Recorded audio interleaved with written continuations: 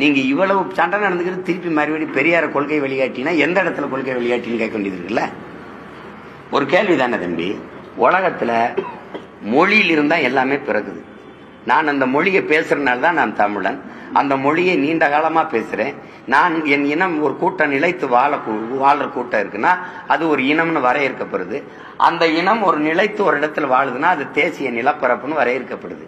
அப்ப மொழிதான் எனக்கான கலை, இலக்கியம், பண்பாடு, வாழ்வியல், மரபு, கலாச்சாரம், வழிபாடு, வரலாறு, அறிவியல் எல்லாத்தையும் கொடுக்குது.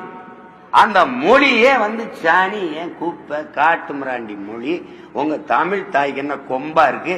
உங்க தமிழ் தாய் 3000 ஆண்டுகளா உங்களை என்ன படிக்க வச்சாலான்னு கேட்டா, அப்ப திருக்குறள், இந்த இந்த சிலப்பதிகாரம், மணிமேகலை, ஐங்குறுநூறு, 10 பரிபாடல், இந்த சங்க இலக்கியங்களாம் எழுதி கொடுத்தவனெல்லாம் எங்க தமிழ் தாய் படிக்க வைக்கலையே. தமிழை சனியன்னு சொன்ன பெரியார் எந்த மொழியில் எழுதினாரு? சனியன்ல தானே எழுதினீங்க.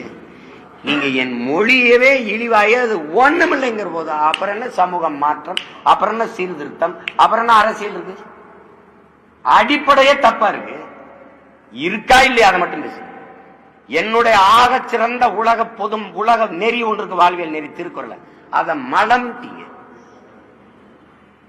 கம்பே ஒரு எதிரி, இளங்கோவடிகள் ஒரு எதிரி, இந்த திருவள்ளுமை ஒரு எதிரி.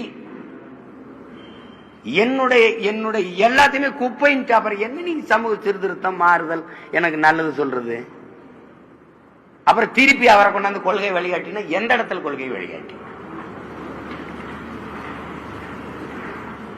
பெண்ணிய உரிமையா? உனக்கு உடல் இச்சை வந்தா பெற்ற தாயோ, மகளோ, அக்காவோ, தங்கச்சியோ அவர்களோட உறவை வச்சுக்கிட்டு சந்தோஷமா இருன்னு சொன்னது பெண்ணிய உரிமையா? நான் கேட்கறதுக்கு பதில் சொன்னோம். பெண்ணிய உரிமையா?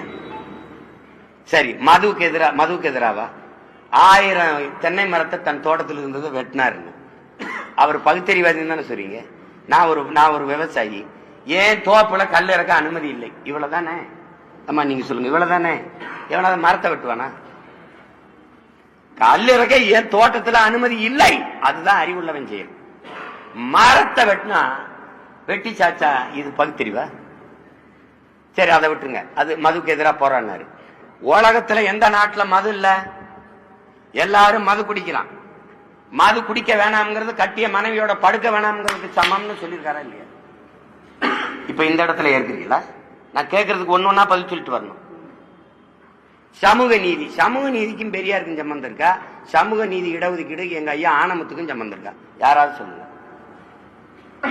நீங்க சொல்லுங்கம்மா. போராடி பெற்றுக் கொடுத்த ஆனமத்தா பெரியார்? எதையாவது பேசி இது பொதுக்கூட்ட மேடையாக்கி வெறியேற்றி விட்டாதீங்க. போங்க, அப்புறம் பேசுவோம்.